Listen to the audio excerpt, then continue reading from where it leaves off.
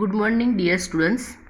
આજે આપણે tutorial number 3 unit 1 determinant અને ફંક્શન વિશે ચર્ચા કરીશું. ડિટર્મિનન્ટ અને ફંક્શનની અંદર આપણે લોગેરિધમ ફંક્શન જોવાનું છે. લોગેરિધમ ફંક્શન સમજતા પહેલાં લોગેરિધમ શું છે જાણીએ. તો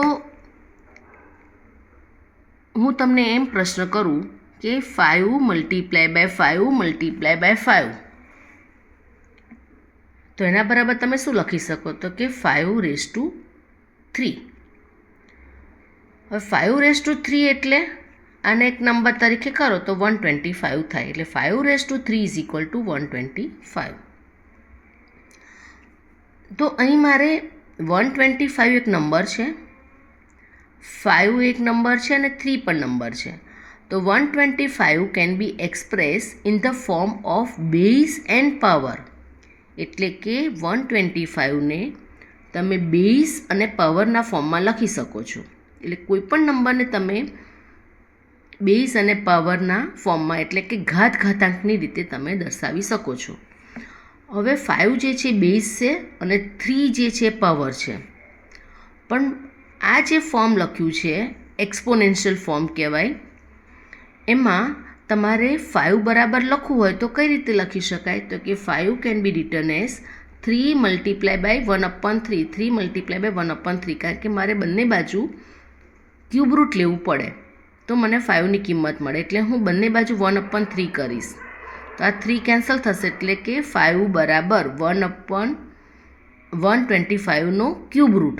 એને આ રીતે પણ લખી શકાય, ક્યુબ રૂટ ઓફ 125. હવે પ્રશ્ન એ થાય છે કે મારે 3 એટલે કે પાવર બરાબર લખવું હોય તો કઈ રીતે લખી શકાય? તો આને આપણે જનરલ ફોર્મમાં કન્વર્ટ કરીએ તો 5^3 a⁴x = y. y એ નંબર છે, એ બેઝ છે અને x એ પાવર થશે. તો x બરાબર લખવું હોય તો તમારે કઈ રીતે લખી શકાય? તો એ છે લોગેરિધમની વ્યાખ્યા. x = તો આ બાજુ લોગ લઈ લેવાના, log y બેઝ a. તો આ ઉપર જે ફોર્મ આપ્યું છે એક્સપોનેન્શિયલ ફોર્મ છે અને નીચે જે આપ્યું છે લોગેરિધમ ફોર્મ છે. તો એક્સપોનેન્શિયલ ફોર્મમાંથી લોગેરિધમ ફોર્મમાં અને લોગેરિધમ ફોર્મમાંથી એક્સપોનેન્શિયલ ફોર્મમાં એક દાખલો પૂછાય છે, એટલે કે ફિલ ઇન ધ બ્લેન્ક્સમાં પૂછાય. સો અહીં આપણે ટ્યુટોરિયલ જે તમારી બુક છે એના લોગેરિધમના અમુક નિયમો આપેલા છે, આપણે જોઈ લઈએ. તો પહેલું જે છે વ્યાખ્યા છે, a⁴x બરાબર y હોય તો x બરાબર શું લખાશે? એટલે કે પાવર બરાબર શું લખાશે? તો આ બાજુ લોગ લખી નાખવાનું, log y, અને આ બેઝ છે, બેઝમાં જ રહેશે y બેઝ a. તમારો બેઝ કોઈ દિવસ 1 ના હોય અને એ બેઝ હંમેશા 0 કરતાં મોટો લેવાનો. તો a > 0, એની કિંમત 1 ના હોય અને yની કિંમત > 0, એ પણ પોઝિટિવ નંબર લેવાનો છે. આગળના જ ઉદાહરણમાં આપણે જોયું કે 5^3 = 125. તો 3 આ બાજુ લોગ લખી નાખવાનો, log 125, અને આ 5 જે છે બેઝમાં નીચે મૂકી દેવાના. હવે તમને આ ફોર્મ આપ્યું છે, લોગેરિધમ ફોર્મ આપ્યું છે અને એમાંથી તમારે એક્સપોનેન્શિયલ ફોર્મ લખવાનું છે. તો કઈ રીતે લખી શકાય? તો કે આ 5 છે એ આ બાજુ 3ને ધક્કો મારે એટલે 3 ઉપર ચડી જાય અને આ બાજુથી લોગ કાઢી નાખવાનો.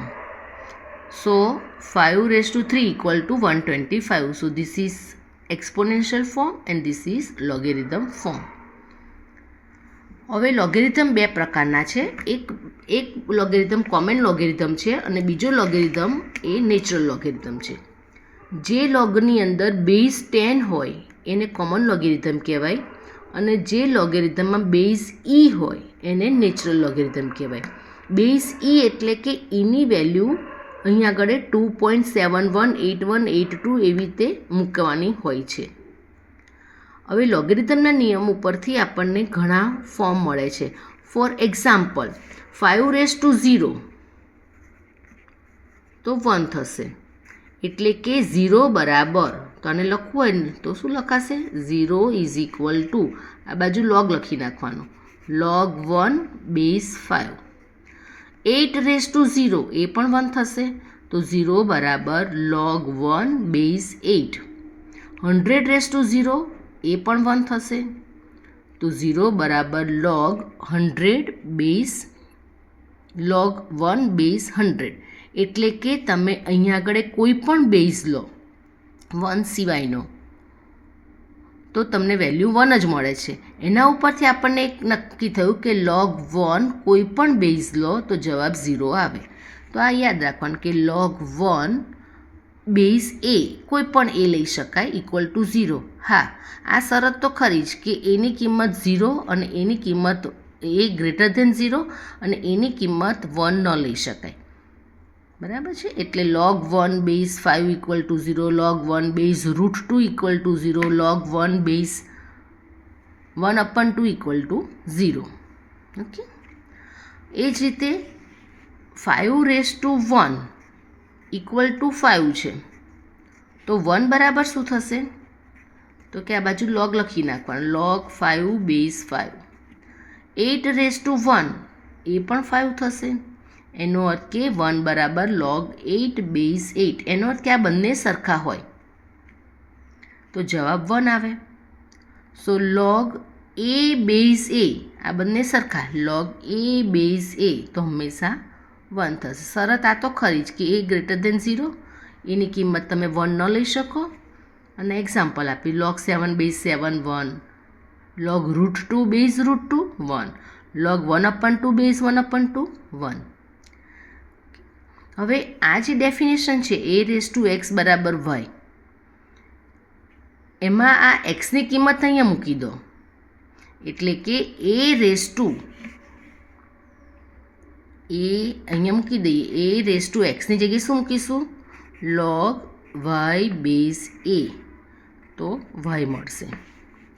આ એક્સની જગ્યાએ આ એક્સની વેલ્યુ મૂકી દઈએ આવ્યા, તો a⁴log y બેઝ a હોય તો તમારે અહીંયા y લખી શકાય. એનો અર્થ કે અહીંયા કોઈ પાવર 12ના પાવરમાં 2 હોય તો 144 લખાય, પણ 12log 3 બેઝ 3, તો આનો જવાબ શું આવે? તો કે અહીંયા જે હોય તે, આની કિંમત તો 1 છે.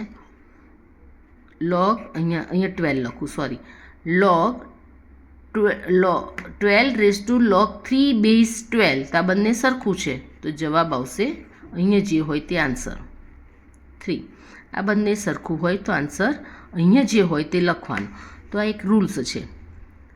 એના પાવરમાં log x બેઝ a, આ બંને સરખું હોય તો અહીંયા જે હોય તે આન્સર x. આ કન્ડિશન તો as it is. For example 9^log 4 base 9, આ બંને સરખું છે તો એને લખાય 4. હું જે રીતે કોમ્યુનિકેશન કરું છું કે જ્યાં લખેલું છે ને કેવી રીતે બોલાય એ પણ તમે ધ્યાન આપતા રહેજો. એ જ રીતે જેવી રીતે તમે આ એક્સની કિંમત અહીંયા મૂકી એવી જ રીતે આ વાયની કિંમત અહીંયા મૂકી દો તો શું દેખાશે? log a⁴x, log a⁴x, આ વાયની કિંમત અહીંયા મૂકવાની છે, log વાયની જગ્યાએ a⁴x બેઝ a, તો જવાબ તમારો શું આવે? x. For example log 5√2 base 5, તો આ બંને સરખું છે તો અહીંયા જે હોય આન્સર એટલે કે √2. ઓકે, તો એ ફોર્મ અહીંયા નથી લખ્યું, બરાબર. તો આપણે એવું લખી શકીએ, log a⁴x બેઝ a હોય તો x થાય. આ ફોર્મ પણ તમે યાદ રાખી શકો, બરાબર છે. તો આ જે છે આપણે વ્યાખ્યામાં ઉપરથી જુદા જુદા નિયમોનું તારવ્યા. વર્કિંગ રૂલ્સ, 4 નિયમો અગત્યના છે. એ 4 નિયમો ખાસ જોઈ લેવાના. કયા કયા 4 નિયમો છે એ આના પછીના લેક્ચર્સમાં આપણે જોઈશું.